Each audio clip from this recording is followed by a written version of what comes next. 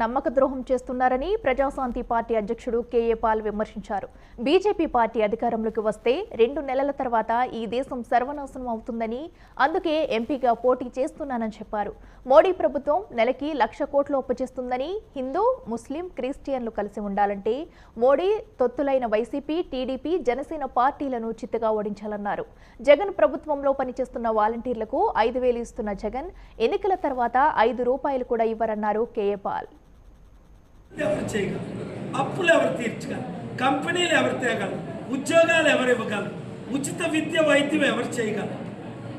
మోదీ గారిని చూసాం 10 సంవత్సరాలు, చంద్రబాబు నాయుడు గారిని 14 సంవత్సరాలు చూసాం, జగన్మోహన్ రెడ్డి గారిని 5 సంవత్సరాలు చూస్తాం. ఇంకెన్ని సంవత్సరాలు మీరు వారిని చూస్తారు? చూస్తూనే ఉన్నాం. వాళ్ళు నాశనం చేస్తూనే ఉన్నారు, మనం అభివృద్ధి చేస్తూనే ఉన్నాం. ₹1 నాకు రిలీజ్ చేయకపోయినా, పీస్ మిషన్ రెస్టోర్ చేయకపోయినా రోడ్ల మీద తిరిగేస్తున్నాను. ఒకప్పుడు 747 హెలికాప్టర్లో తిరిగినోని నన్ను తక్కువ అంచనా వేసుకున్నా.